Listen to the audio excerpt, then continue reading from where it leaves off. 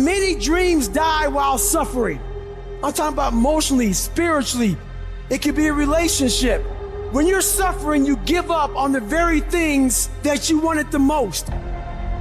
Life is going to beat you upside your head. Before you blow up, life will strip you to the core. What makes you get up when you fall down? What makes your mentality change if there's a great situation or there's a bad situation? How do you dictate that based off the level of pain?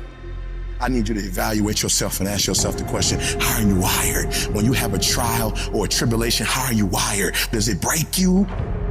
Your problem is your pain has identified you. Your pain has destroyed you. All of us will hit the wall. That wall shocked some people.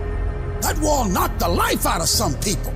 It didn't work out for them. They hit the wall and they turned around. But there's some small number. They decide, wait a minute, I'm supposed to be over there. This kind of person refuses to be denied. I'm wired differently. I get excited about no. I love no. I love it. It turns me on. No, Eric, I'll be back. I'll be stronger when I come back.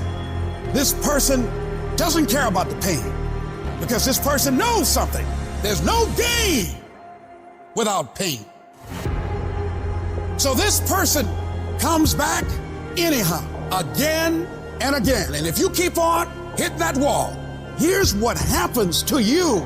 You will have an incredible breakthrough. And it's as if the universe says, let's help him out. I admire that kind of tenacity.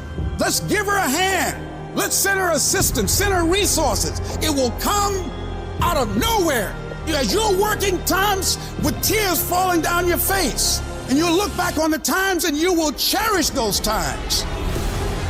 When your mind knows it's not going to quit, your body will adapt to whatever is in front of it. What happens is you have all these voices that are telling you you're f***ed up and this is going to be hard, but for some reason, you put so much practice into you that you can ignore every one of them that are telling you you're not going to f***ing make it and still be able to f***ing make it because you have put the practice in that you know this is the process. It's such a daunting task that all the voices are saying no. But you still have the conviction that I know I can do this. When you get knocked down, and you're going to get knocked down, when you run into some roadblocks and you're going to run into them, you can always be able to bring yourself back in knowing if someone has done it, it's possible that I can do it. Some of you have been knocked out by life and you got up and saw the blood.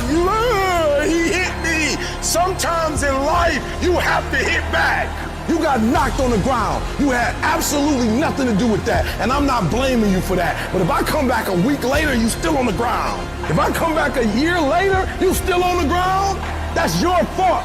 If you get knocked down, there's nothing you can do about it. But getting back up has every single thing to do with you. And you will promise me that from this day forward, you will not be defeated.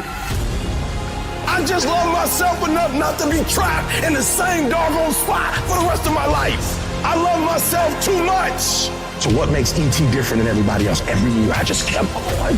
I kept going and I kept going and I kept saying one day gonna be my day. But you know what I'm not gonna do? I'm not gonna quit in the process. I'm not gonna give up. I'm not gonna give in. And the problem with you, you've not recycled your pain. You're still living off talent. And I challenge you, average people live off talents. Phenomenal people live off efforts. Recycle your pain. Get something from it. You're already in pain. Use it. Do something with it.